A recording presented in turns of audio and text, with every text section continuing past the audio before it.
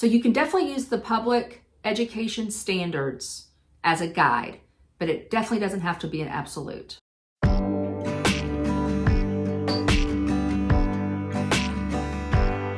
guys, this is Heather at Homeschool Culture, and today I'm going to discuss my mid-year review for my daughter. So I've already done my 4th grader, my son, and I'm going to jump in now and do my daughter.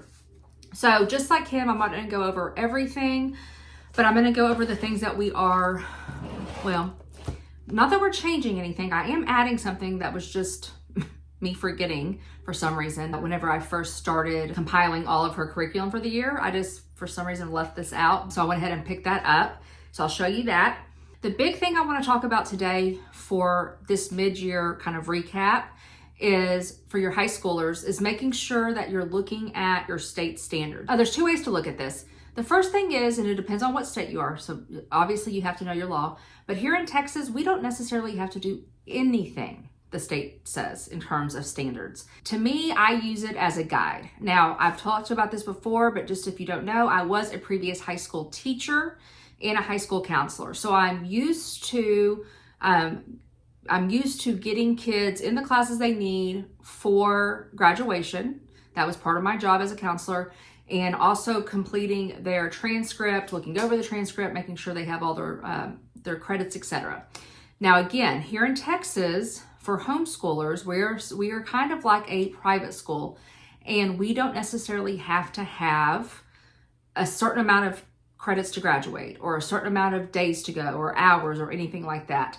So I do use the public school standard to an extent. And this is how.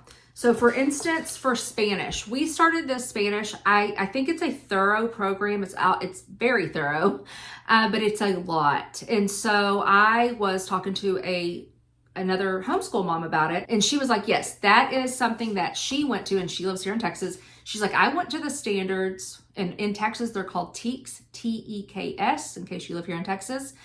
We went to the Texas TEKS, and she said, I went side by side with Spanish 1 and Spanish 2, and I have found, she said, that this book, which was level 1, pretty much meets Texas's Spanish 1, Spanish 2 for high school. So what she did with her kiddo is that she split it into 2 years. Now, we're already halfway through the year, and we talked about it a while back, but we're already halfway through the year. My daughter and I discussed it. So it can be rigorous if you do it week by week the way it's laid out, where my friend took it and divided it over a 2-year period. But I talked to my daughter about it, and she wants to continue the way it's set up and wants to finish it this year. And then I've decided that I'm going to give her credit for both Spanish 1 and Spanish 2. So that is where you have to be careful as a homeschool mom, assuming that because this says level 1, that it's only a Spanish 1 curriculum. Does that make sense? And I would love your comments down below on your thought process. But again, depending on what state you live in, like we don't even have to do foreign language, but a lot of colleges want it. My daughter and I have talked about what she's wanted to do. She's changed it a few times. She was very, very much into wildlife biology for a long time. She thought maybe she wanted to be a lawyer for a while. And now she's going into more nursing, medical, maybe even doctor. But we've talked about this, and so no matter what, as of right now, everything that she is thinking about doing will require a college education. Therefore, I'm going to make sure that she has everything on her transcript needed so that she can get into college. That is why I use the state standards for Texas to make sure that she has all of those classes on her transcript. But again, as the homeschool mom, as the private school, if you want to look at it that way, the way the state looks at it, I can go in and determine, is this really just 1 credit or is it 2 credits? And if you look at the amount of time that she works on it, it is definitely a 2-credit course. There are 2-credit courses in high schools across America, specifically I know Texas, that they do 1 course, but they're getting 2 credits for it because of the amount of time it takes. And so that's what I kind of want to just jump on here as someone that has been in the system, the public school system. I don't want y'all to feel like, okay, well, I'm cheating if I give her 2 credits for this. Now, do your due diligence and look at the standards. Now, are they going to be exact every time? No.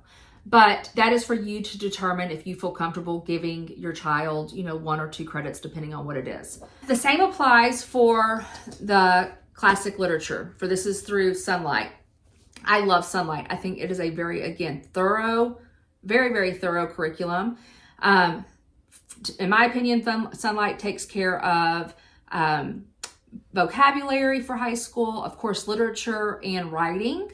And it even throws in some SAT prep, which I'll tell you about that in a second, what we're doing instead of SAT prep. And it also throws in some like poetry and stuff like that, which would fall under literature. And so this is, again, a very, very thorough. And if you saw my curriculum picks for 10th grade, you will see that this has a stack of books that they require. But it's not that a child couldn't do it. But when you add on all these other things that your high schooler's doing, is there enough time in the day? So what I decided with this, after looking at it, I was like, this needs to be 2 years. This needs to be a 2-year program. And the lady that sold this to me, and who is a homeschool mom as well, she actually works for Sunlight. And they'll even tell you, they give you like everything. And then you get to go in as the homeschool mom and take out things that you think maybe are too much for that year. Or you can take that and split it up into 2 years.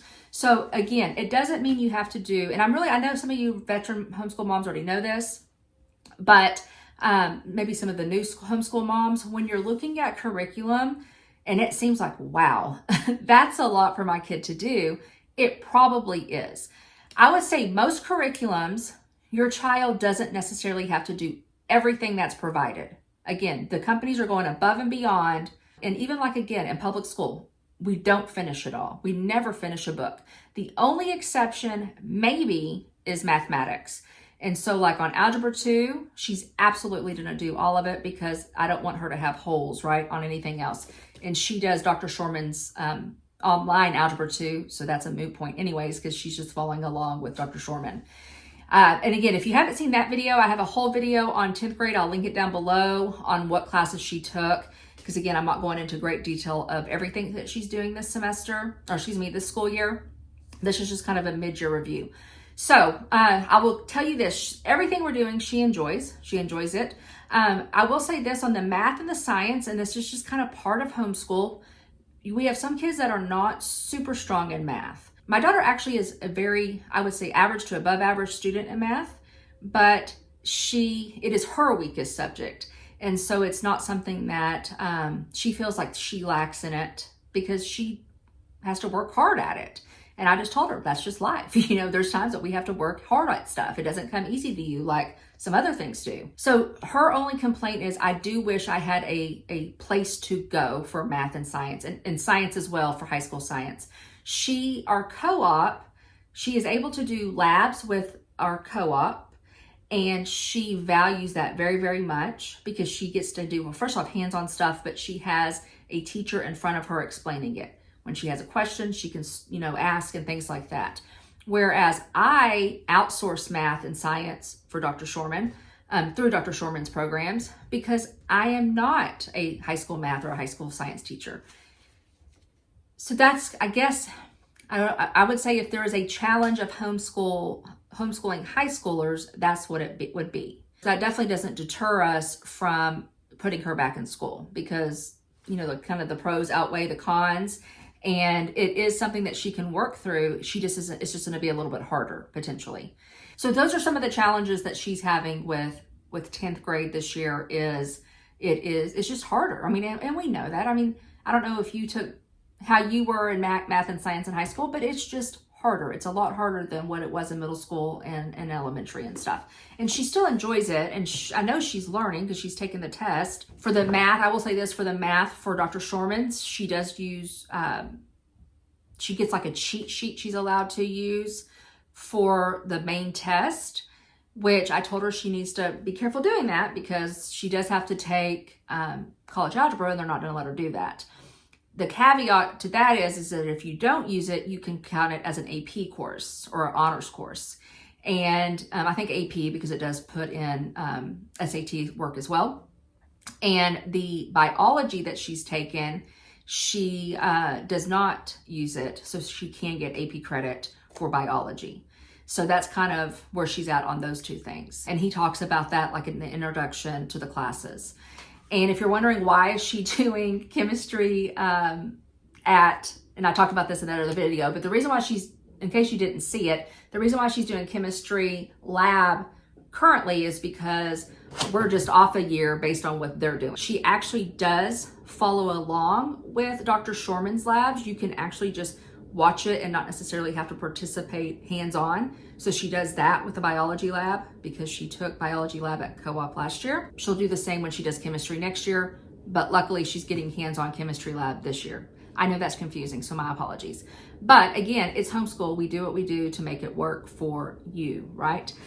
The next thing that I want to talk about just real quick is we are introducing economics. I do not know how I did not bring this into the mix, but she's finishing up her civics through master books. I will say this, just one added little thing. Well, just so you know, government and economics is usually a half for government, half for economics is usually a 11th or 12th grade, but we went ahead and did it this year for her. And she enjoys the master books. She just said it is definitely very, very conservative. Now, we are a conservative family, so that works for us. But I am just going to lay that out there that it is very, very conservative. It really dives deep into the Constitution. The class is called Civics and the Constitution. And so it is not a watered down government class. So if that's something that you're interested in, then definitely look at the master books for that. I will let you know after we get through the economics what she thought of that. She's still doing the editor-in-chief for grammar, as well as the Thinking Co. building, I think it's called Building Writing Skills. She still does that. She actually really enjoys those. Sometimes I do have to help her with the editor-in-chief, but that's okay because it's just something that she comes and asks me for, because I'll be honest, she is very, very independent in her curriculum. Now, that might be something that you kind of start weaning your kids off on middle school and getting them more prepared for like college or the workforce. I think definitely high school, they do need to be more independent, maybe even upper middle school. My son, who I've talked about before, is dyslexic, has dysgraphia, dyscalculia. That's not gonna work with him as well as it does with her. So know your child, know what works best for them, and don't be afraid to change things. Don't be afraid to go in and go, wow, that's a lot of work. Maybe this should be 2 years instead of 1 year, and I can still put it on the transcript that way. I'm still gonna call it Classic Literature 1, and I'm gonna give her a credit. Next year, Classic Literature 2, and I'm gonna give her a credit, and that's how I'm putting it on the transcript. For this, it's gonna say Spanish 1 under 23-24 school year and Spanish 2, and she's getting 2 credits, 1 for each. Don't feel like you're so tied down. Use the public education potentially. And some of y'all are like, I don't even do that at all, and that's fine too. So you can definitely use the public education standards as a guide, but it definitely doesn't have to be an absolute. If you have any questions or comments, go ahead and put those down in the comment section and I will get back to you on that. I have a video if you're brand new to high school. I have a video on like preparing and planning for high school. I also have a video on transcript so that you can do it yourself. You shouldn't have to pay anybody to do it. You shouldn't have to put it in a program. It's super simple.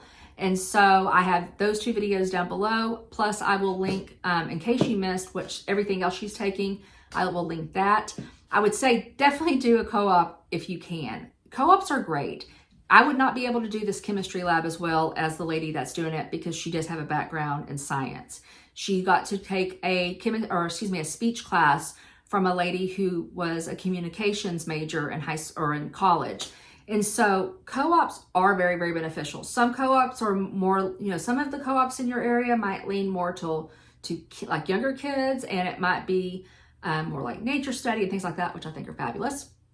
But then there are some, especially if you live in bigger areas, that will have like a high school co-op, or the co-op in general, once you get to the high school level, will, cater to more academics. This semester, which starts in just a few weeks for co-op, she will be taking the second half of chemistry lab, a baking course, which I give her like a home economics, or you can put it culinary for that. And then she'll be getting and those are just half credits.